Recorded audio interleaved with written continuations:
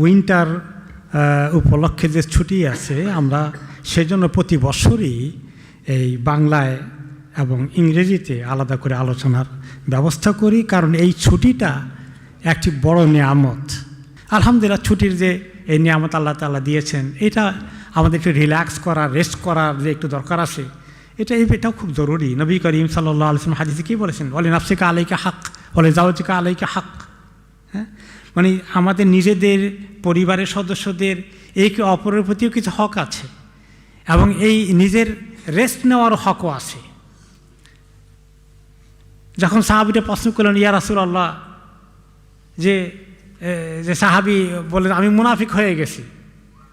সাহাবী নামটা কালকে বলেছি, হানজালা রাদিয়াল্লাহু আনহু। তিনি বললেন, ইয়া রাসূলুল্লাহ, আমি তো মুনাফিক হয়ে গেছি। কেমন তুমি মুনাফিক হয়ে গেলা?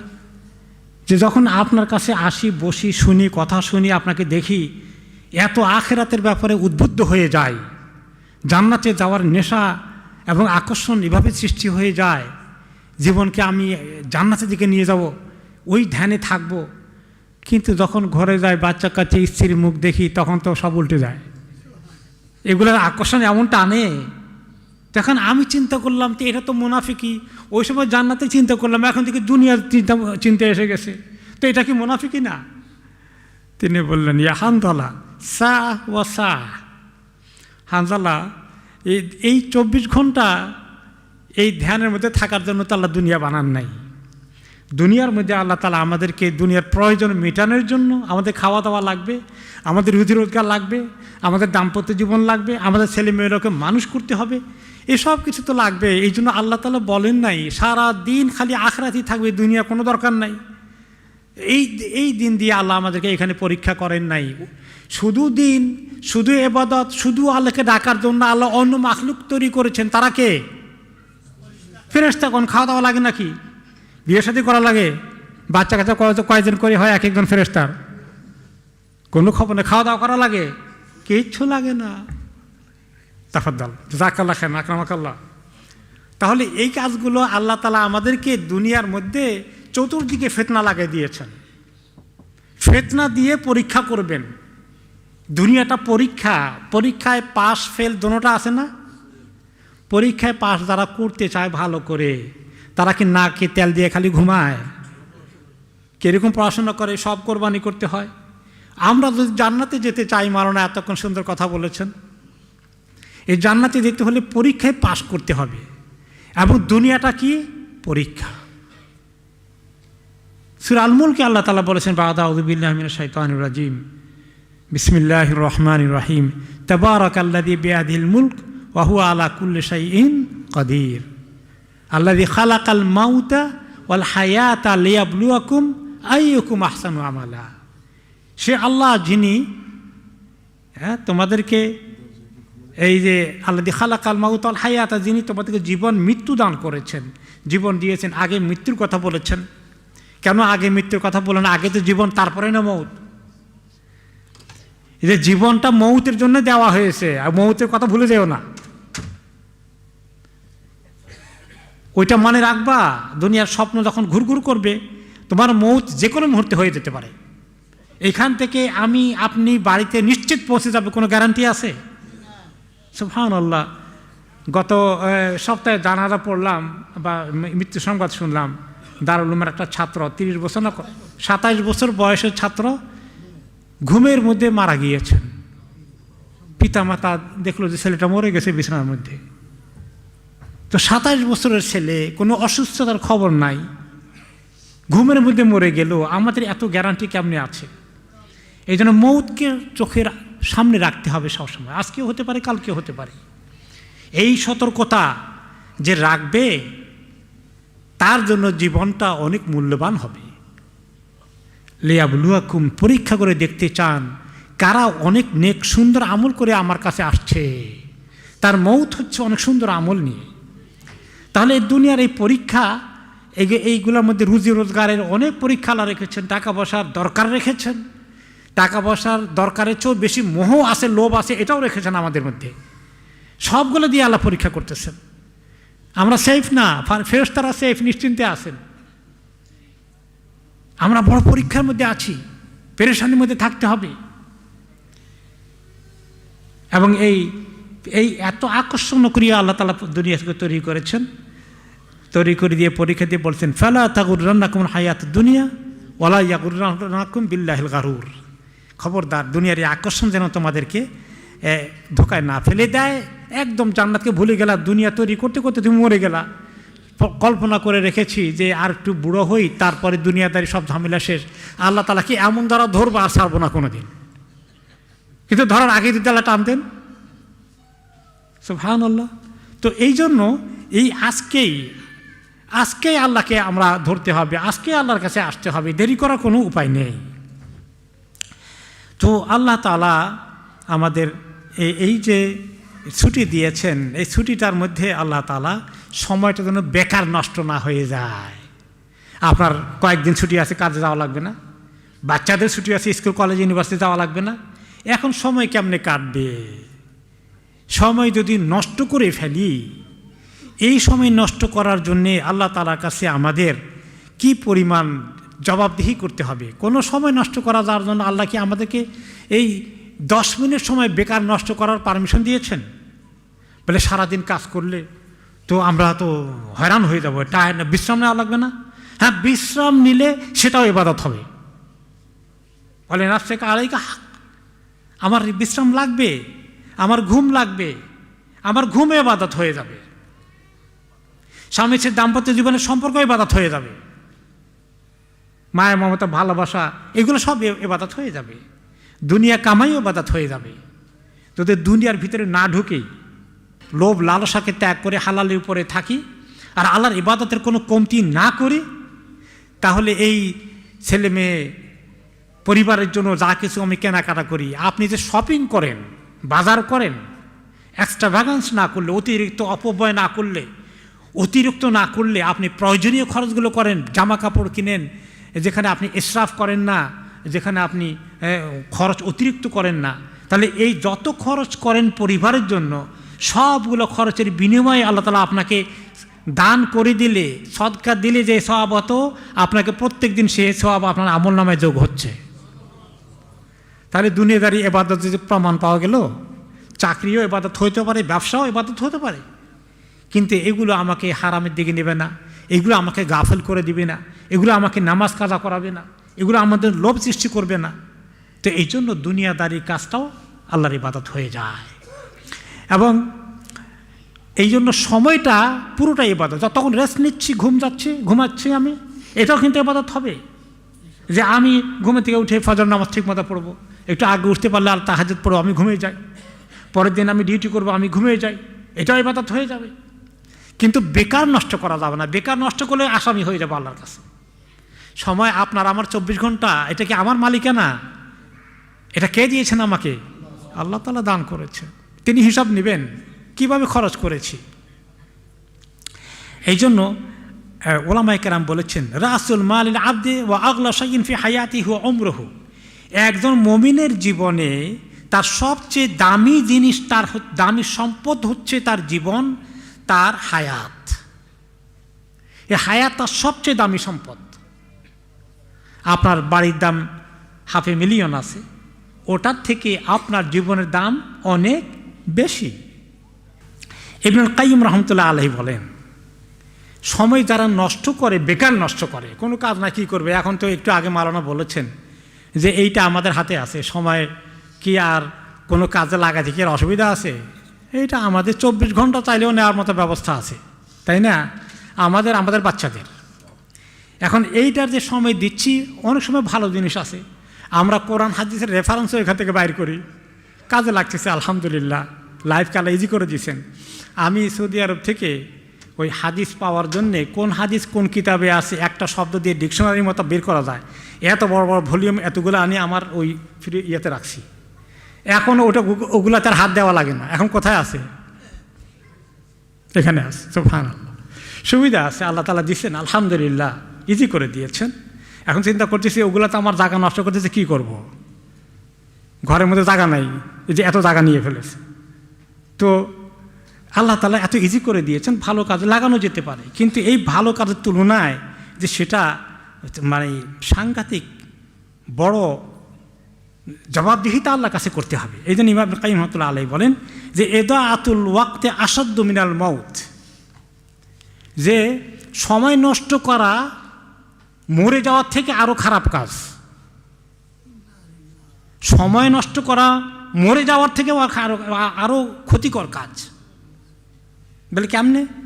লিআন্না ইদাআতাল ওয়াক্তে তাকতাউকা আনিল্লাহি ওয়া দারিল আখিরা, যে সময়, যে যদি আমি সময় নষ্ট করি, এই সময় নষ্টটা আমাকে আল্লাহ এবং আখিরাতের পুঁজি তৈরি করার থেকে আমাকে বিরত রাখলো, সরিয়ে নিয়ে আসলো। আমি বেকার নষ্ট করেছি, আল্লাহর কাজেও করছি না, আখিরাতের জন্য কিছু তৈরি করছি না, বেকার সময় নষ্ট করলে অনেকক্ষণ। বরঞ্চ কোনো মুনকার আছে, কত গুনার জিনিস আছে, একটু আগে মাওলানা বলেছেন। এটা আপনাকে আল্লাহ থেকে আখিরাত থেকে দূরে সরাই রাখে। সময় নষ্ট করা আল্লাহ এবং আখিরাত থেকে দূরে সরিয়ে রাখে। আর যদি মরে যান, ওয়াল মাউতু ইয়াকতাউকা আনিদ দুনিয়া ওয়া আহলিহা, আর মরে গেলে দুনিয়ার থেকে আপনাকে কাট করে দেয় মউতটা।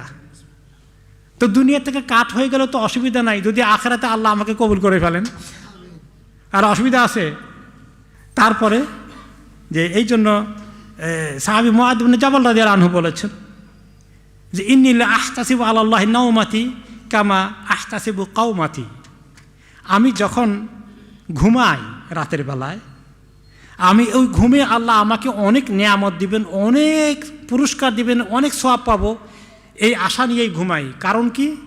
যেভাবে আমি উঠে তাহাজ্জুদ পড়ব, সেটা পড়লে যেভাবে আমি সওয়াব পাবো, ঘুমের জন্য আমি সেই সওয়াব পাবো। কারণ আমি একটু ঘুমিয়ে তাহাজ্জুদের জন্য সময় বের করার চেষ্টা করতেছি, গায়ে এনার্জি লাগবে শরীরের মধ্যে, ঘুম দিতে না পারলে আমি সেটা মিস করে ফেলবো। দোনোটা আল্লাহ আমাকে বরাবর সওয়াব দিবেন, এই আশা আমার আছে।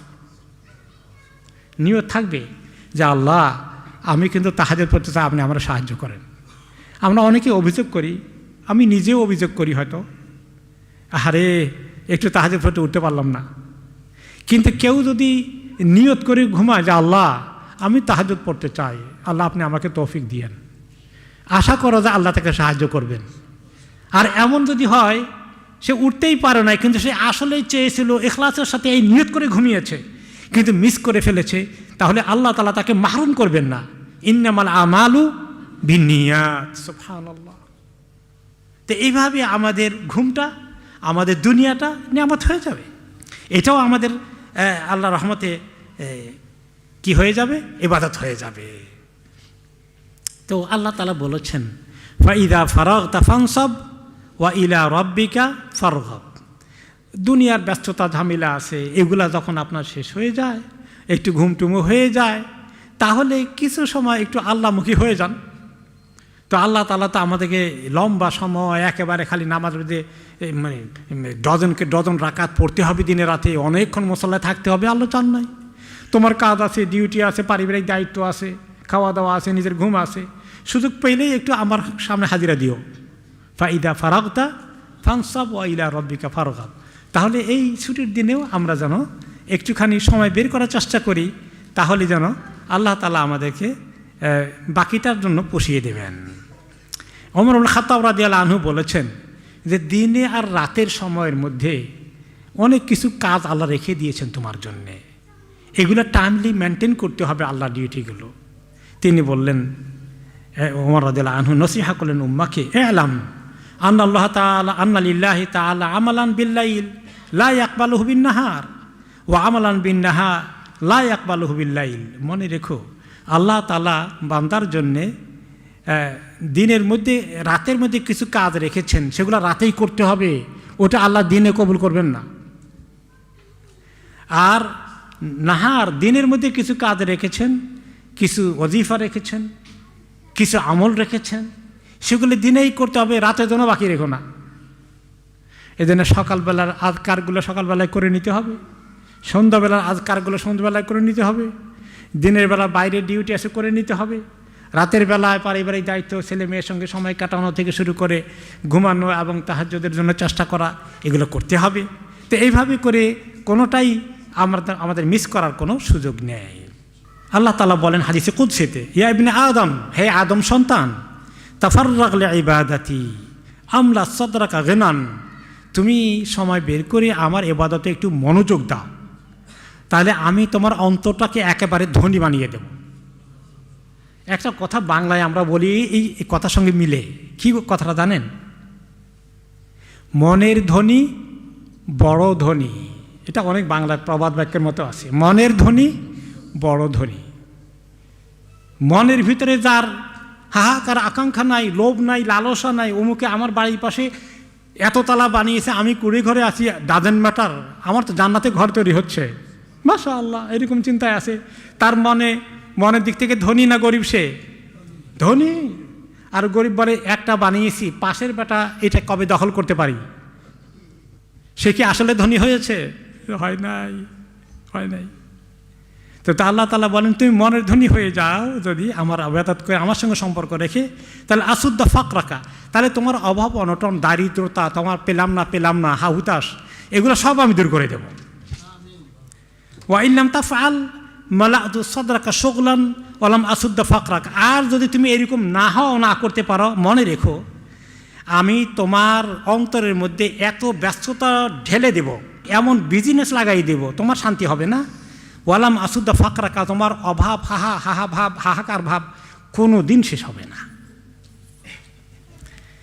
হাসান বাসরি রহমতুল্লাহ আলাইহি, যারা এই সমস্ত বড় বড় ওলামায়ে কেরাম, সিদ্দিকিন, আউলিয়া, সুহাদা, সালেহিন, তাদের থেকে আমাদের অনেক শেখার আছে কোরআন হাদিসের পাশাপাশি, তারা কিভাবে আমল করেছে।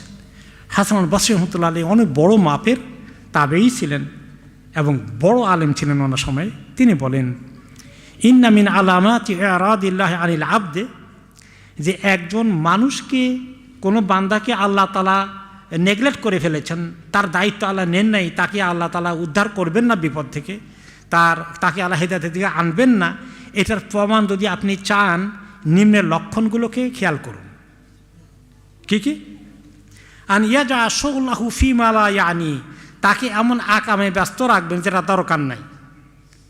কিছু লোক আছে এত ব্যস্ত, আসলে কি কোনো বড় কোনো কাজ নাই, কোনটা নিয়ে যে সে এত ব্যস্ত আছে, এত ফালতু কাজে ব্যস্ত, আর সে মনে করে যে কি ব্যস্ততা সে আছে। এই লন্ডন শহরে দেখবেন রাতের 11টা পর্যন্ত বিভিন্ন রেস্টুরেন্টে, বিভিন্ন সমিতির এটার সেটার মিটিং চলছে আর চলছে। এইসব বেকার না, এগুলো সব বেকার। কিছু সামান্য কাজ ভালো করে কেউ কেউ, একেবারে সব যে আমি ফেলে দিচ্ছি তা না, কিন্তু 10% বোধহয় ঠিক আছে, বাকি 90% আল্লাহ ভালো জানেন। তো এরকম বেকার দৌড়ে কেন এটা হয়েছে? খুযলানা মিনাল্লাহি আযজা ওয়া জাল, আল্লাহ তাআলা তাকে ছেড়ে দিয়েছেন, আল্লাহ তাকে ইগনোর করে ফেলেছেন, তার দায়িত্ব নেন নাই, এটা তার প্রমাণ যে আকামে ব্যস্ত আছে, বড় মুসিবতে পড়ে যাব। তারপরে তিনি বললেন, ওয়ালাকাদ আদরাকতু আকওয়ামান কানা আহাদুহুম আশাহা আলা ওয়াক্তিহি ও আহরাসা মিনকুম আলা দারাহিমিকুম ও দানানিরিকুম। হাসান বসরি রহমতুল্লাহ আলাইহি বলেন, আমি আমাদের সালফে সালেহিনকে দেখেছি, তিনি হলেন তাবেঈ। আর সালফে সালেহিন বলতে কাকে বুঝিয়েছেন? সাহাবায়ে কেরাম। যে আমি সাহাবায়ে কেরামকে কি দেখেছি জানো? উনি নসিহত করছেন ওনার জামানার লোকদেরকে, যে তারা তাদের সময়ের ব্যাপারে এত কিন, এত কৃপণ, এত হিসেবি, এত খেয়ালি, যেভাবে তোমরা তোমাদের দিন আর দেরহাম পাওয়ার জন্য আর পেলে হেফাজতের জন্য তোমরা এত কিন, এত আগ্রহী, এত যত্ন করো, তারা তাদের সময়ের ব্যাপারে এত যত্নশীল ছিলেন। এগুলা শোনার পরে এখন এই মোবাইল ফোনে কতক্ষণ থাকা লাগবে? আর আজকে আমাদের সবচেয়ে বড় ক্ষতি কিন্তু এটা করছে। আব্দুল্লাহ ইবনে মাসউদ রাদিয়াল্লাহু তাআলা আনহু বলেন যে, মা নাদিমতু আলা শাইইন নাদামি আলা ইয়াউমিন গারাবাত শামসুহু নাকাসা ফীহি ওয়া লাম ইয়াজাদ ফীহি আমালি, যে আমি কোনো কিছু হারানোতে এত কখনো আফসোস করিনি যতটা না আফসোস করেছি কোনো একটা দিন যদি আমার জীবন থেকে পার হয়ে যায়, আবার জীবন থেকে চলে গেল, সূর্য সেদিন ডুবে গিয়েছে, কিন্তু আমার আমলের মধ্যে সেদিন কোনো ইনক্রিমেন্ট হয়নি, আমার আমলের মধ্যে সেদিন নতুন করে ভালো কিছু সংযোজন হয়নি। এরকম একটা দিন যদি আমি পার করি, আমার সবচেয়ে এটা আফসোসের বিষয় হয়ে যায়। কত ঘন্টা গল্প গুজব করতে গিয়ে বাইরে বন্ধু বান্ধবের সাথে ঘরে স্ত্রী পরিবারের সঙ্গে আলাপ করতে, সময় কাটানো, ভালো কথা, পজিটিভ কথা, এটাও ইবাদত। কিন্তু অনেক সময় দেখা গেল যে গল্প গুজব করতে করতে কোন দিকে চলে গেলাম, এই অমুকের কাহিনী তমুকের কাহিনী এগুলো করে এখন কি হলো, এখন গীবত হয়ে গেল। আল্লাহ মাফ করুন। এই যে গীবত চট করে মুখে দিয়ে আমাদের চলে আসে, এই অনেক সময় চলে যায়। খাবার টেবিলে বসা, কিছু গল্প গুজব করা ভালো জিনিস, কিন্তু খেয়াল রাখতে হবে জবানকে, জিহ্বাকে সতর্ক পাহারা দিতে হবে যেন উল্টা দিকে না যায়। এখন মুসলমানের ওয়াক্ত, রেস্টের টাইমটা, এটাও একটা সিরিয়াস টাইম। আমি রেস্ট নিচ্ছি, এটাও সিরিয়াস। আমি অলসভাবে রেস্ট নিচ্ছি না, তাই না? আমি পরিকল্পিত রেস্ট নিচ্ছি, আমি প্ল্যান্ড ওয়েতে রেস্ট নিচ্ছি, এটা আমার প্ল্যানের অংশ। কিন্তু আমি অলসভাবে শুয়ে আছি, কোনো খবর নাই, কোনো প্ল্যান নাই, এইটা কিন্তু মুসলমান করে না। ফাওয়াক্তুল মুসলিমে জেদ্দুন কুল্লুহু, মুসলমানের প্রতিটি টাইম একদম সিরিয়াস। যখন আপনি একটু হাসি খুশির কথাবার্তা পরিবারের সঙ্গে আলোচনা করতেছেন, এটা যদিও এখানে রসকসের ব্যাপার আছে, এখানে আপনি একটু যোগটোগ করছেন, এগুলো কিন্তু আপনার সিরিয়াস প্ল্যানের অংশ, তাই না? যে আমি এই সময়টা এইভাবে ব্যয় করব। ওয়ালাইসা লাহু ইজাযাতুন মিনাল আমালিস সালিহ হাত্তাল মামাত, মুমিনের কখনো জীবনে ছুটি নাই মৃত্যুর আগে। মুমিনের জীবনে কখনো ছুটি নাই, রেস্ট আছে কিন্তু ছুটি নাই, মানে বেকার নষ্ট করার সময় তার হাতে নাই, নট অ্যালাউড। কারণ আল্লাহ তাআলা কি বলেছেন, ওয়াবুদ রব্বাকা হাত্তা ইয়াতিয়াকাল ইয়াকিন, তোমার ইয়াকিন মৌত আসার আগ পর্যন্ত তুমি তোমার রবের ইবাদত করতে থাকো। এবং এই ইবাদতের জন্যে আমি কথা গুটিয়ে নেই যে যে জিনিসটা দরকার, ইলম শেখা দরকার, ছেলেমেয়ে মানুষ করার জন্য ইলম শেখা দরকার, স্ত্রীর হক আদায় করার জন্য, স্বামীর হক আদায় করার জন্য ইলম শেখা দরকার। অনেক সময় দেখা গেল যে আমরা ইলম না জানার কারণে বা জানলেও আমাদের গাফলতির কারণে আমরা হক নষ্ট করি একে অপরের। এই যে হকটা যে অনেক বড় ইবাদত, পারিবারিক সম্পত্তিতে অনেকের অনেক অসুবিধা যায়, স্বামী স্ত্রীর মধ্যে অনেক অসুবিধার সৃষ্টি হয়ে যায়, কারণ একে অপরের হকটাকে ভালো করে বুঝি না, এবং সেটা আদায় করার জন্য আমরা এটা যে আমার ফরজ যে উঠি এটা আমরা মনে করতে পারি না। ছেলেমেয়ের দায়িত্ব যে নফল দায়িত্ব নয়, বাইরের মিটিং, বাইরের দৌড়াদৌড়ি, আমার চাকরি বাকরি এগুলো যেমন জরুরি, তেমনি পরিবারকে নিয়ে তাদের দায়িত্ব পালন করা, এই যে কু আনফুসাকুম ওয়া আহলিকুম নারার কাজটা তো সবচেয়ে বড় কাজ। এটাকে কিছুতেই হালকা করে নেওয়ার কোনো উপায় নেই।